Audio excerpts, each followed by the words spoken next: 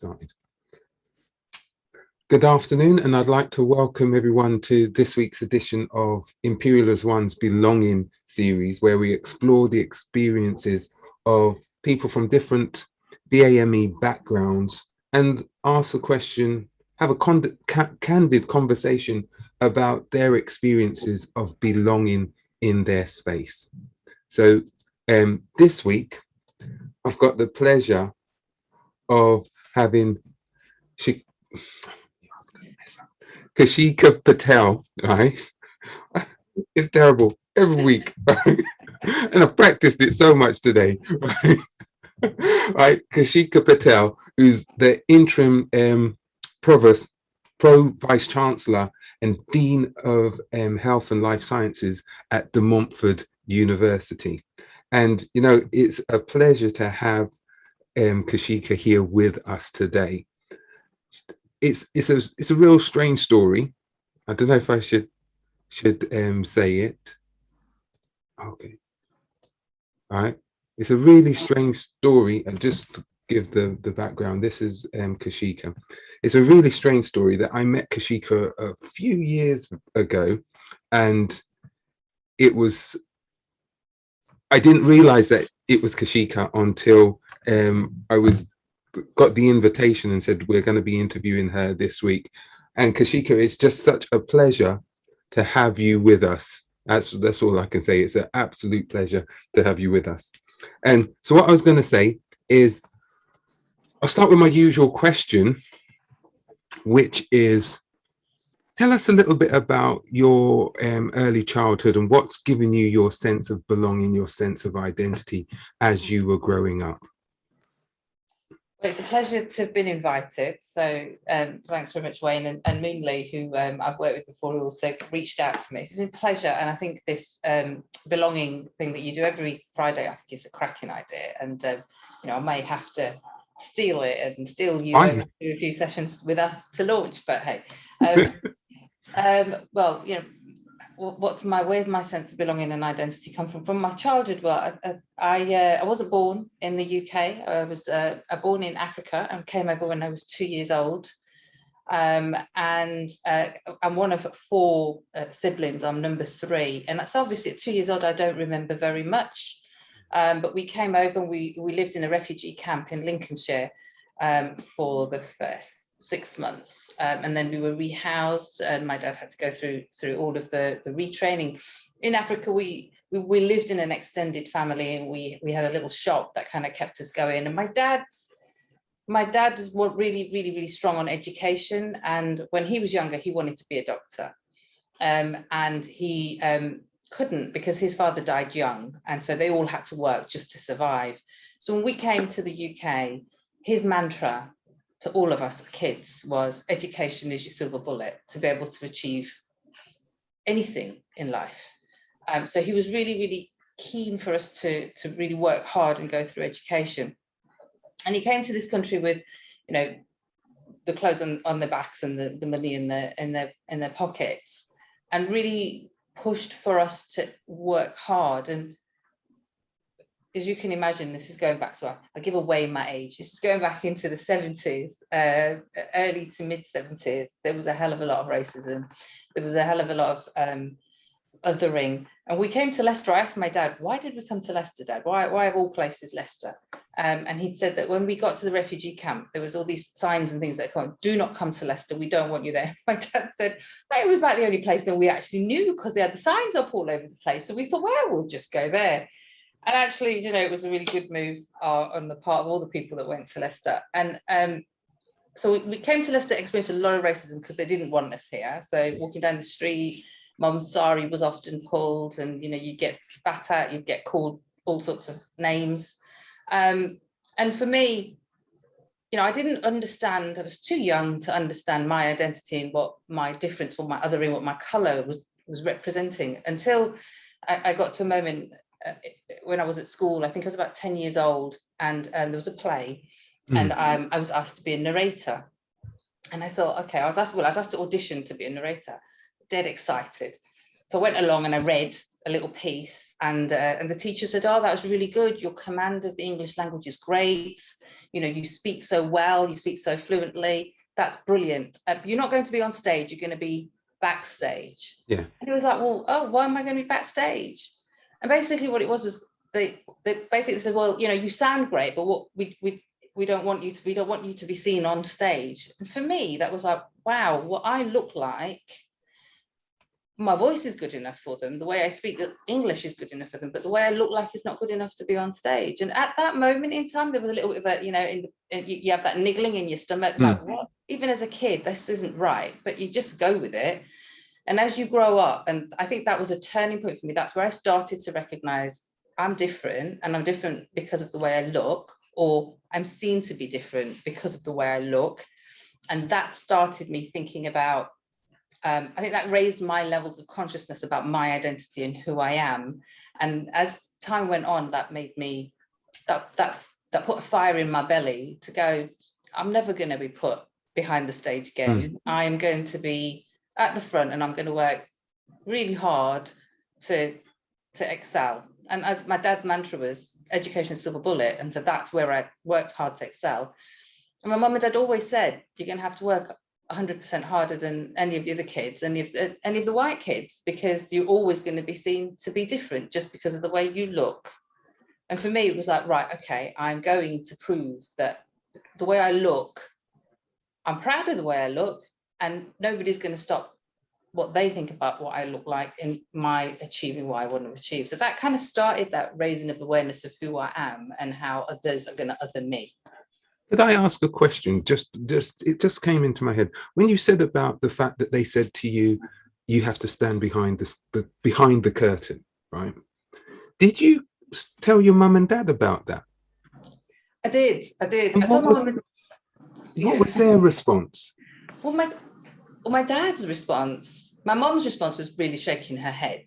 My older two sisters, they'd experienced really quite bad racism, and so for them, they were like, well, you know, that's the way it is. My dad said, but you got the part. You got the part, so be great. They put you behind the scenes, but you got the part. And that was this thing about, you take every opportunity, you work it and you make it your own.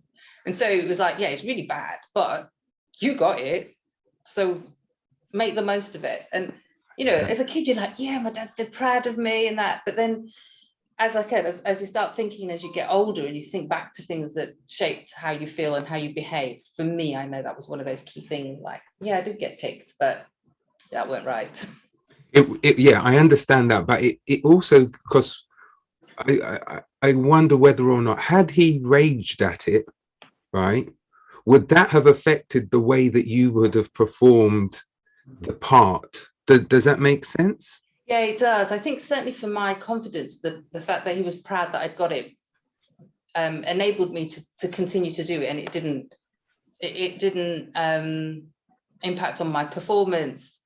I started to think about it in later years and after the event. But I think you're right. If my dad had raged about it, I might have not done it. I might have got really upset, and it might have affected me in a totally different way. I mean, it still affected me, but not in. It might have affected me in a much more negative way. So I think my dad's positivity helps to take that sharp, you know, injury, lessen it a little bit. Yeah.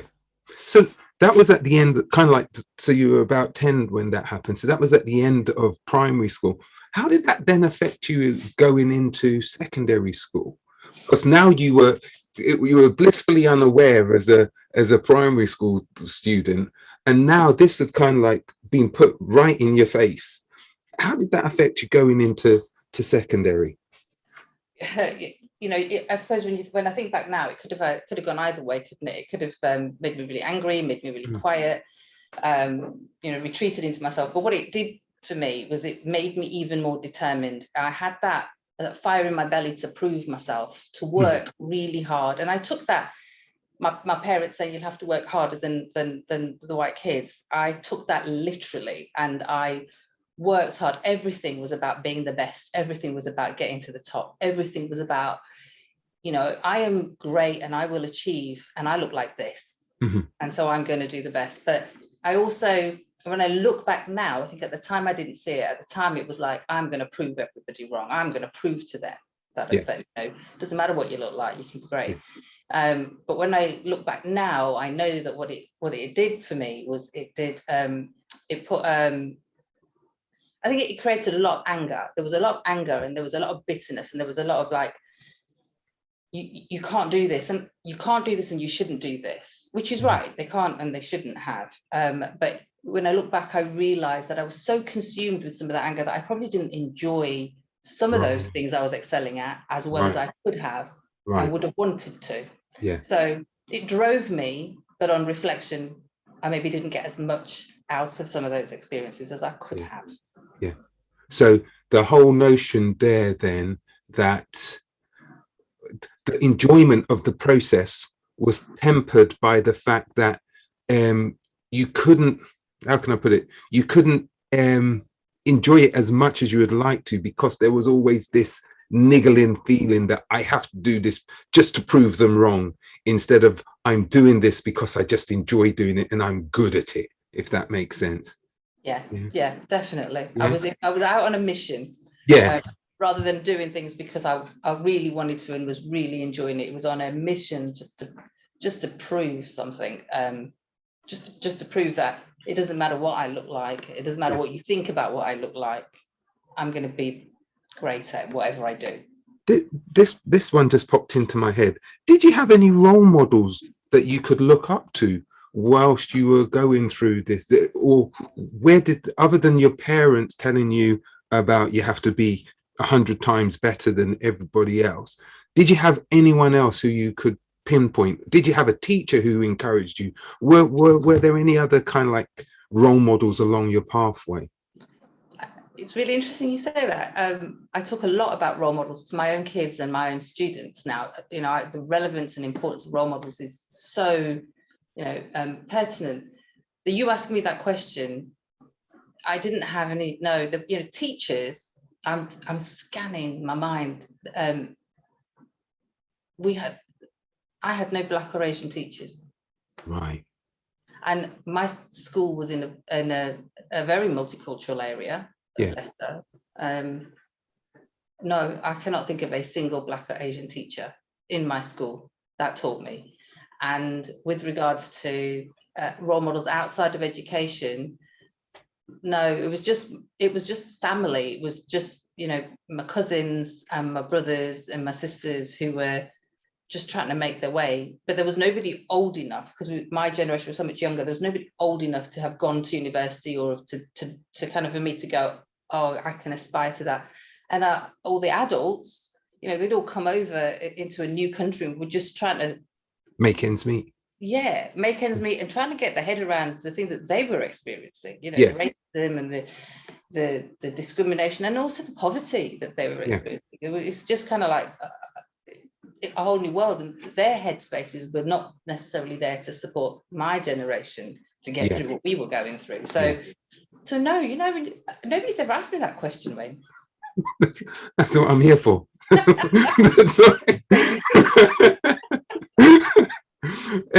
But it's very interesting that. So it was almost, I suppose. So where did you get your family and your extended family were your support mechanism? Is that right? Yes. So amongst yourselves, you became the go-to, even though it was like, I suppose, navigating somewhere which no one, you were almost like intrepid explorers, because it was the first time everyone was going through this. Yeah. So what made you want to go to university, apart from because were your teachers encouraging you to go to university? How did that go? Well, my dad had always wanted to be a doctor. He'd always wanted to train to be a doctor, but like I said, because his dad died young, he couldn't, and an education for him was always important. So I kind of ended up being the kind of you hear about parents living their lives through their kids, because I was at that point, I was interested in sciences and I was doing all sciences. Mhm. It was kind of, I look back, I was kind of driven a little bit into, well, you could be a doctor. And then to be a doctor, you had to go to university. Yeah. And there was probably one or two others of my cousins who were about 5 or 10 years older than me who went to university. And it was Right. like, oh, wow, you can go to university. And my sisters then went to university, because for my dad, it was get a good job or go to university because of the education element. And so he drove us to go to university. Mhm. But also with my teachers, because I was one of those, I was so persistent in my grades, and was intending to be the top of all the grades. They did say to me, well, you could go to college, and then you could go to university. Yeah. And I think that's what it was. But it wasn't a conscious decision. It wasn't like nowadays the kids kind of think about it. You talk about it a lot. It wasn't one of those conscious decisions of I'm going to work towards getting into university. It was a oh, I'm doing really well, so I could go to university. Yeah. My dad wants me to be a doctor, so I'll have to go to university. So it kind of came across as default like that, but it was great. Yeah. So when you did go to university, what were you studying, and how was from school to university? Because I know now you're in the university environment. What kind of experience was that for you? And when did you kind of like become really self-aware, if that makes sense? So when I was doing my A-levels, I was doing chemistry, biology, physics, and maths. And then I did a summer job in a women's domestic violence refuge, and working with the women and the children. And I did my A-levels and then went and did my degree in social work. So I flipped totally from the science into social work, because I just was so touched by the work that I did. And I worked in a refuge for Asian women, and I was really touched by what they were going through and what social services could or couldn't do. And so I went and did a social work degree, and I did a social work degree up the road in Nottingham. And we had a really diverse set of students. But again, not a single lecturer of colour. And on my placements, I had no practice advisors or practice tutors that were of colour, but all my service users. So I work with children in children's homes. I work with the criminal justice system. When I did my placements in social work, I worked with all kids who are Black and Asian kids in Nottingham. And then I got a job here in Leicester in the summer holidays in a children's home. And again, the bulk of the kids I worked with were Black and Asian kids. And that's where that, bringing together that that feeling of otherness that I felt when I was 10 years old, and that passion and drive to really do something for myself and pull my socks up, as my parents said, work really hard. And then going into social work and seeing all the people around you or me who are either teaching me or who were my managers were all white, but all the service users that I work with in the children's homes or in the prisons or in the police stations were all kids that looked like me. They were Black or Asian. And that connections were being made in my head, and that's where that for me was, I'm not being taught the things that I should be taught. I'm not learning about what's happening in the communities. I'm not learning about the discrimination they're facing in the school, where the kids are getting excluded from the schools, what's happening in the care system. I'm not learning about all of that, but I'm going into my placements and into my summer jobs where that's all I'm seeing. And I saw that disconnect with what I was learning and what my real life experiences were and what my service users' experiences were. And for me, that's what started to drive me into the work that I do. It's all like equality and diversity based, but a very heavy emphasis on race equality, right from, that point in my degree. And when I did that first placement in my first year, it was like, this is what I want to do. This is where all these connections in my childhood journey has kind of brought these pieces together and started to fit the jigsaw puzzle together. So it was that disconnection between those who were almost managing a system and those who were almost like recipients of a system. And you were saying, but there's no connection between them. Yeah. I'm not, so I can't be, I'm not being prepared properly to be able to really facilitate and help my service, or even just help myself to do this job the best that I can do it. So what was your plan of action? Because I can see that you were always very determined. So what was your plan to make a difference? So a couple of examples. So, okay, so as one example, I worked, one of the cases I did in social services was an adoption case. I didn't do very many adoption cases because I tended to work with what the social services people call the naughty kids, who happen to be the Black and Asian kids who are going through exclusion or criminal justice system. But I got to do an adoption, and really interestingly, the mother was white and the baby appeared as white, but the mother wouldn't tell us who the father was. Right. She said it at one night stand.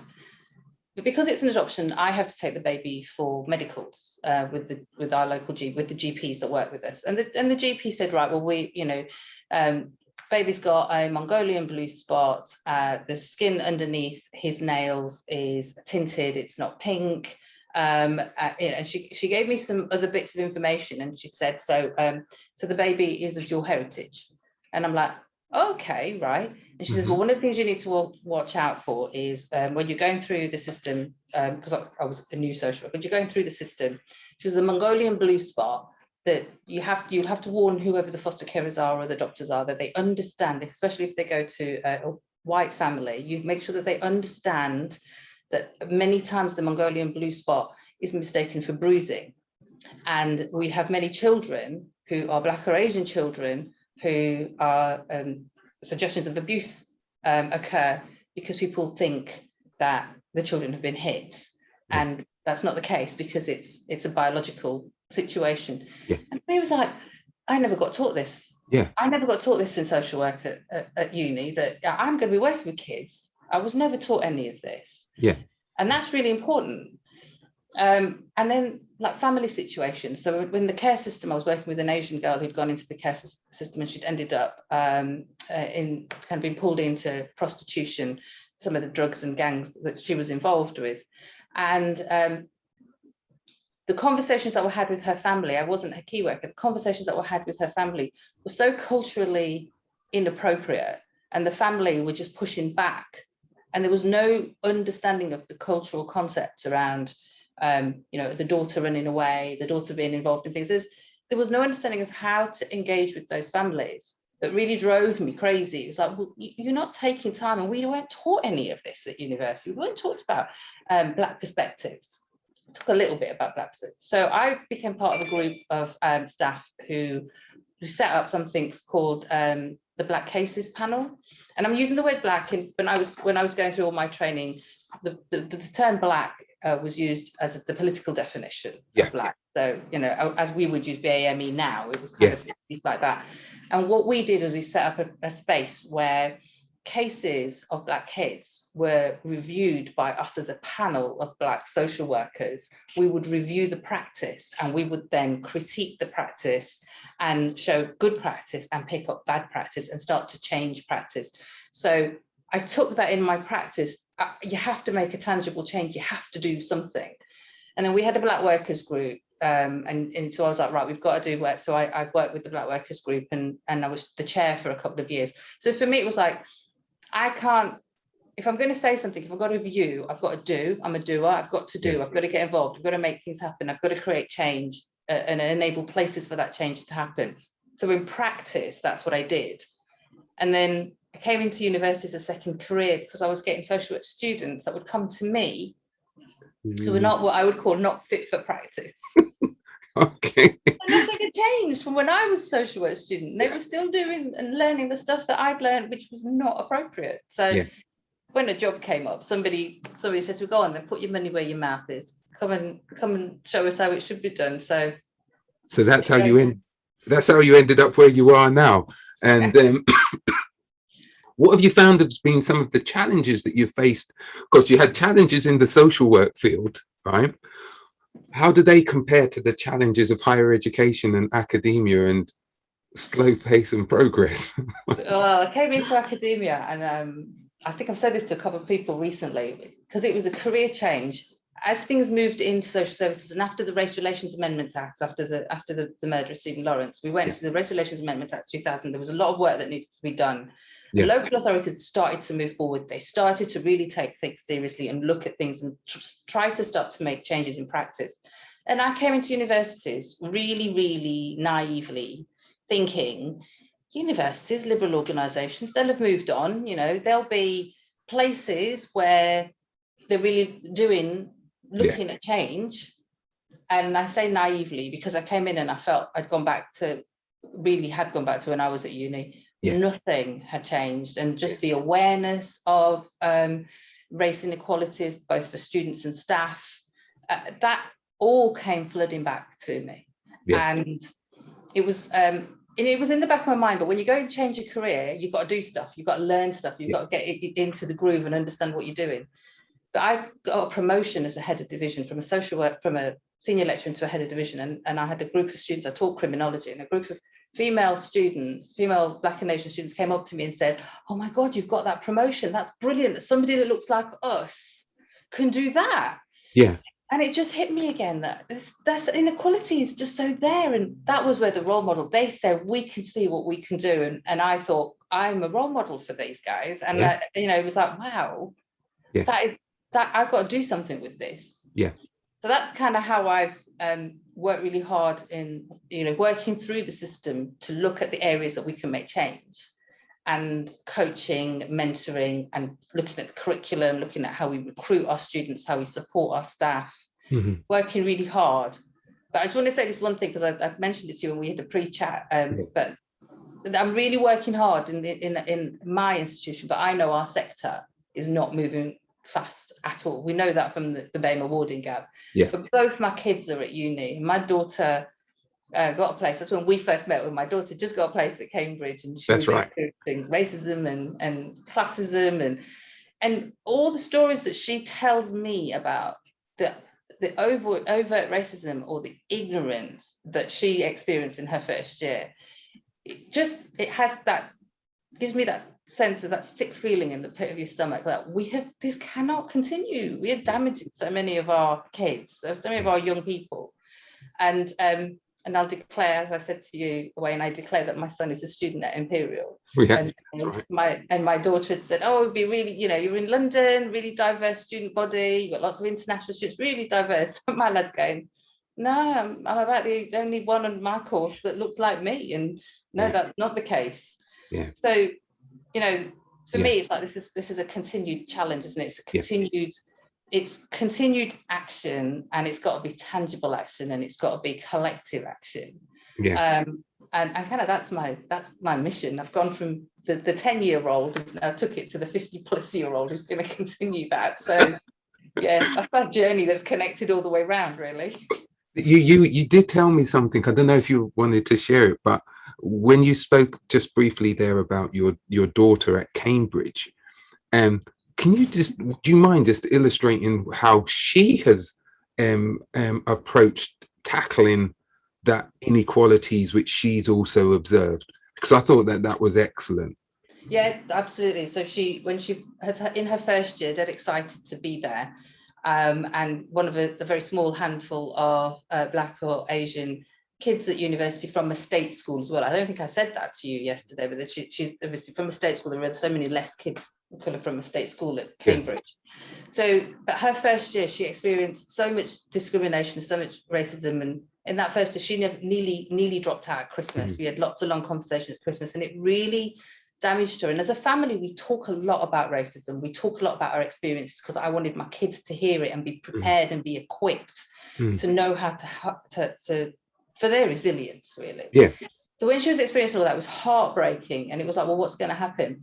And it could have gone really bad for her. But she decided, she clearly had listened to our conversation. She turned it around, and in her second year, she went, right, do you know what? I'm not having any of this. So she became the BME officer for the second and third years. She runs a group called FLY, which is for women of color, and it's like people. No, her definition is, she goes, I am really proud of who I am, and I am part of that group of others, which we are othered, and I am proud of that group, and we are there, and we are great, and we're going to show we're great, and we're going to work really hard, and we're going to disrupt the system, and we're going to smash the system, we're going to be a problem, and we're going to really, really make a difference. And she spent the following 2 years doing that, and absolutely loving every minute of creating as much disruption and change as she possibly could. And I happily identifying as, you know what, I'm going to take that label you've given me and I'm going to make it work for me, which makes me smile, which I think is great. Sorry, I think so too. I like the way that the narrative, she changed the narrative. Something which was someone deemed as a negative, she's put a positive spin on it, and I really like that idea. I'm going to open it up. This is normally at about this time, I always open up and ask if there are any questions. I saw a few comments in the chat as we were going along, and I'm just wondering if anybody, Moonlee, or I think Mabel also had a point, if either of them wanted to ask a question. I could carry on asking questions, as you know. Hey, Kaushika. Hi, how are you? I'm good. It's such a funny story about Leicester. Yeah, I'm still here though. Look. It's really inspiring to hear, and what you've been through. And I know, I knew that you had a very rich background, but I didn't know it was richer than I had. Yeah, your story still struck with me about like the skin color and the Mongolian blue thing when you give that speech back in Greenwich. And I noticed that when you were in this interview, you were talking a lot about I want to make a difference, I want to show other people. But when did you start doing things for yourself and just for yourself? What do you mean? But I saw that question and I was trying to understand what you meant by that. What do you mean? That might actually be your answer if I don't understand what you mean. Like, doing, I don't know, like maybe, that like it feels like a lot of people come to you and say, oh, we can't think of a solution, and then you're like, oh, I'm doing it for the others. But then thinking about when do you do things for yourself? I don't know, it could be like self-care, or could be like how you look after yourself, or because it can be a very big burden to take. Yeah, no, okay, I see what you mean, and you're right. It's I have spent a lot of my career, and I suppose my personal life with both my kids as well, kind of equipping my kids and family to be resilient. And I do that for them, but then that's for me, because with my daughter, the pain you feel as a parent when your child is really, really struggling and crying and spending the whole of the Christmas holidays crying, not sure what they're going to do, that pain, my resilience to that is being able to equip her with the skills to be able to carry on through her life. I mean, that I did that for her, but that's for me as well, because I want to know that my children are going to be strong and going to be able to be resilient, and that means helping them with that.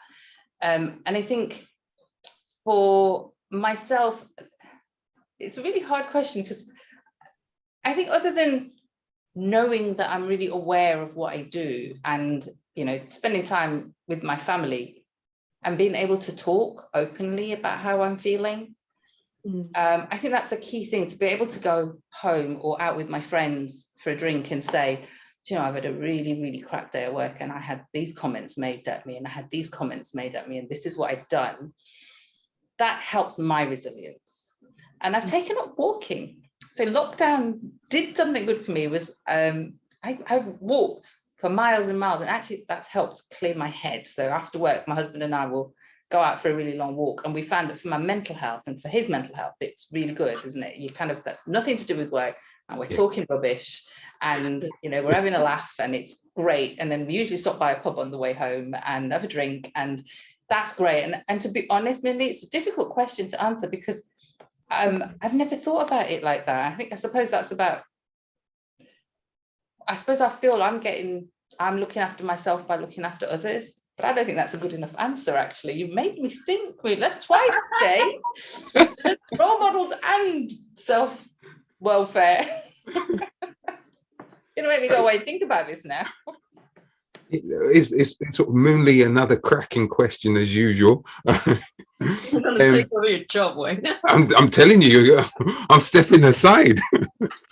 It's really interesting, that Moonly, because when I'm mentoring people, when I'm coaching, it's usually women that I work with, and usually BAME women. And one of the things I do say to them, it's like the role model thing, look for role models. So one thing I do say to the people I mentor is to build your own resilience, and you have to look after your own welfare and your own mental health and your own mental well-being. I say that to everybody else all the time, but I think your question's prompted me to reflect on it myself.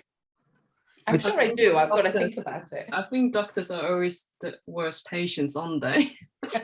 Yeah. Yes, you're probably right. From Moonly's question, it's about what support mechanisms do you have to support yourself? And clearly, I understand that whole notion of going for a long walk with your partner, with your husband, that's in itself is a support, because it's you can the things which you can discuss and know that there's no judgment attached, and sometimes just being able to have that level of self-expression is what's needed for you to formulate and to categorize and to bring all of those disparate things into some kind of order, and that in itself is a support mechanism. So absolutely. I would agree with that. So no, that's fantastic. That really is. I'm just excuse me. Sorry. There was something, I don't know, is there anyone else who had a question? Otherwise I've got another question which I would like to ask. Yes. Mabel, sorry. Oh, thank you so much. That was such a fantastic talk. I think some of the things that you said really made me just reflect on some of the things that really happened. Like last year, I went to guest lecture at Birmingham, and after I finished, a Nigerian man came running to me and said, "Can I take a picture?" If I could say yes or no, the camera had already flashed, and I thought, I need to show this to my little girl so she knows that there are lecturers that look like her. And I stood there, I'm not sure what to say. But this man, he was a doctor, was there to teach them about statistics. And I couldn't even reflect on what had just happened. I just left thinking, okay. But anyway, my question to you coming back is, do you see any possibility of the very few people of color in professions like yourself kind of teaching everybody else who's not even Black or brown about some of these very little things that sometimes have a lot of meaning to people of color? Like when you're explaining this stuff about adoption, is there space for people to teach other people and just kind of emphasize that you need to be mindful? Do you feel the system supports this, or is the system not supportive of it? No, I think we talk about our sector, we talk about the university sector. I think we are slowly moving in the right direction. And I will use the word slowly very purposefully. When I met Moonly, we were working on a project that was funded by the Office for Students around the awarding gap for BAME students versus white students. And the things we were looking at the curriculum. And some of the things that Moonly had heard me talk about previously at Greenwich was things like, for example, what the work I'm doing at my university, and I know others are doing as well, is we've got a project called Decolonizing DMU. And one strand of that is our curriculum, decolonizing our curriculum. And a couple of examples that I'd used when I'd been talking at Greenwich was about, so we had computer studies students, and they were like coders. They code. I'm not an IT literate person, so this was all quite interesting and new for me. But they were saying, but computing is binary. You code it, you put in a system, you put in a code, and it comes up with algorithms. They're a bit like maths. There's nothing in there where you look at cultural diversity, or where you look at people's positionality, or what is there to be taught about the difference between white people and Black people. And there's nothing in coding. So I gave them an example that there were dispensers, hand dispensers, soap dispensers, very relevant now with our gel thing, but where You put your hand underneath it, and if you have a white palm, it dispenses the soap. If you have a palm that's not white, that's either brown or black, and you put it underneath, it doesn't dispense the soap. And the people who were doing this experiment, they then put a white paper towel on their hand and put it underneath, and it dispensed. So I said to them, those racist dispensers made me so mad. I like that comment. So I said to these academics, I said, so you're telling me there's nothing you can change in what you teach? I said, but why did that dispenser not dispense on skin color that's not white? And that's because the coders' perceptions of what they're going to code into the IT, the computers, is based on their positioning, where they come from, what their normal is, and their normal is whiteness. So if we don't raise the awareness of all coders, that there are people of different colors and there are different tones, you have to code appropriately. So that's a positive thing. The other side of it was facial recognition, where the bias in facial recognition, where you're looking at where the police use facial recognition for criminals, the bias in that is the other way around, that the negative bias, that the computing is built in to pick out brown skin, not brown skin, features of black and brown people, and distinct features of black and brown people, and they are aligned with the population they use are black and brown people in the criminal justice system. And they say, but then there's so many more of them that they must be the ones who are the criminals, and so that's who we're looking for. And you're like, and there's a whole different way of educating those future coders around that. I'm just going to give you one more example in nursing. Nursing students are taught to take blood. When it's a pale skin, they can see when they're doing it wrong because the bruising comes up very quickly. When it's dark skin, you can't see the bruising. So you don't know that you're doing it wrong and you're doing it badly. And so how do we teach our nursing students to see that and understand that and recognize that? So in all of those examples, those are the sorts of live examples that we're using in our institution, and I know others are using, to say, think about what you're teaching, how you're teaching that. So that fits with that example of, I wasn't taught that stuff on social work, but there are ways of being able to teach me with those real examples. And so it's starting, it's a long journey, but it's starting. So I've got hope there. Thank you, that was brilliant. I didn't know about the coding and the dispensers, so I just learned something new. Thank you. Thank you, Mabel and Moonlee, for your questions. I knew about the coding, I knew about the, and it's all about the perceptions of, it's a combination, it's a perception of this, what is being taught to the student, but it's also the perception of the teacher. Yeah, and how we challenge those who are teaching to look beyond where their area of expertise might possibly lie, especially when somebody thinks that they are already the expert. Right? Yeah. So that I think is a major challenge, but I'm hoping that going forward with the kinds of programs which you're putting on and the kinds of programs we're hoping to develop here at Imperial as well, that we will be able to get decolonized. I always say repopulate, all right, so that it becomes more inclusive. So take it like what your daughter said, right? I'm quite happy being othered, right? And I'm going to show you what the others can do. So if that makes sense, yeah, it does. Yeah, Absolutely, yeah. So it's been fantastic having you on. I was going, one of the questions I always normally ask is, what advice would you have given to your 16-year-old self?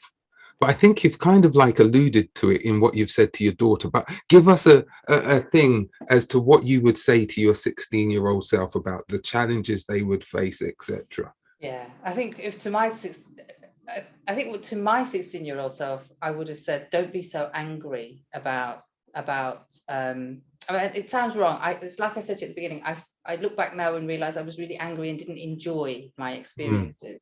And that's the conversations I've had with my kids about, take what is thrown at you, because it is going to be thrown at you, and spin it round and flip it over against those people that are saying that you're not good enough, and build on that and show them that you are. But don't let that anger drag you down. Don't let that anger damage you.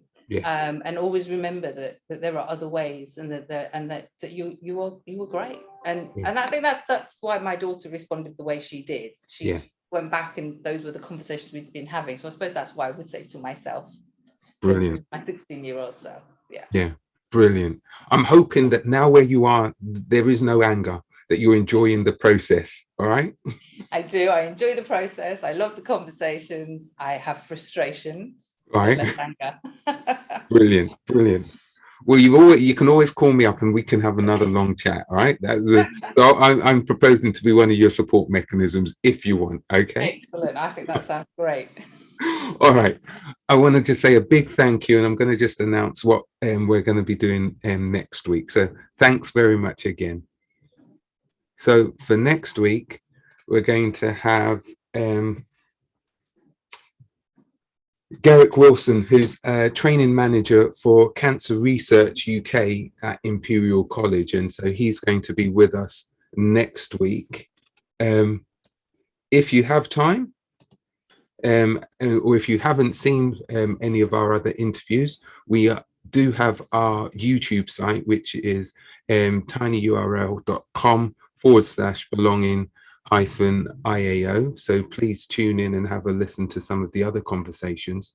If you have time tomorrow evening, there's going to be a special conversation with the Black Pack series, where they'll be talking with Elizabeth Anaweu, who, as we know, has done so much in terms of sickle cell and putting sickle cell on the map in the UK and the treatments. So that will be a really good conversation. If you go to Eventbrite, you'll find out about it.